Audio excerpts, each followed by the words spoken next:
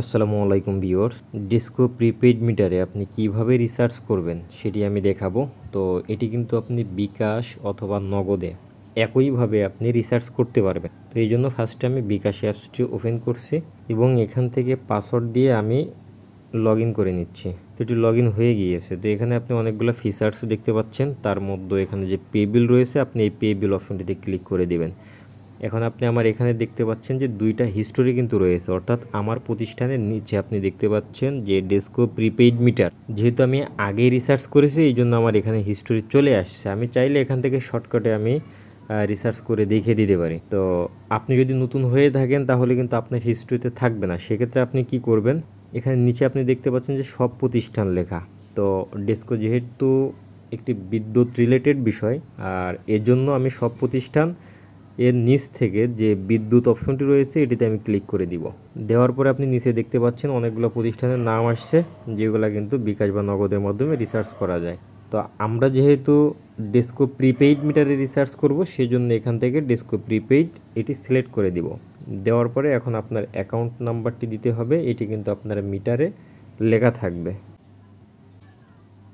দেন এখানে আপনার একটি ফোন নাম্বার দিতে হবে। তো আমি এখান থেকে একটি ফোন নাম্বার দিয়ে দিলাম। দেওয়ার পরে এখানে আপনি দেখতে পাচ্ছেন পে বিল করতে এগিয়ে যান, এটিতে ক্লিক করে দিবেন।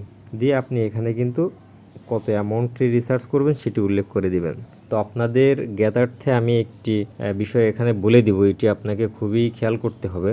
অনেক সময় আপনি দেখবেন যে 200 টাকা বা 250 টাকা আপনি দিচ্ছেন বা 300 টাকা দিচ্ছেন, সেক্ষেত্রে কিন্তু আপনি যখন কনফার্ম করতে যাচ্ছেন তখন লেখা আসতেছে যে আপনার বিল হিস্টোরি সঠিক নাই বা এই রিলেটেড কোনো লেখা আসতে পারে। তো তখন আপনি হতাশ হবেন না, তার কারণ হচ্ছে এমনও হয়ে থাকে যে আপনি বিগত 2 মাস আপনার মিটারে আপনি রিসার্চ করেন নাই, যে কারণে কিন্তু মিটারের যে মাসিক চার্জটা সেটি কিন্তু ওই অ্যামাউন্টের থেকে বেশি হয়ে গিয়েছে।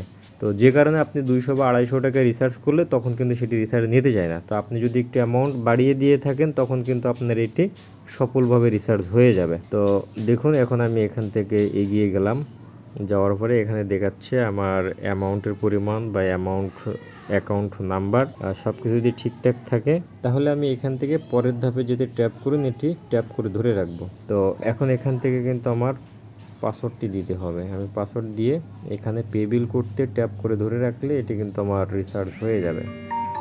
তো ভিউয়ার্স দেখতে পাচ্ছেন আমি কিন্তু সঠিকভাবে আমার ডিসকো প্রিপেইড মিটারে রিসার্চটি করতে পেরেছি। তো ভিডিওটি যদি আপনার হেল্প হয়ে থাকে তাহলে অবশ্যই কিন্তু আমার চ্যানেলটি সাবস্ক্রাইব করবেন। ধন্যবাদ।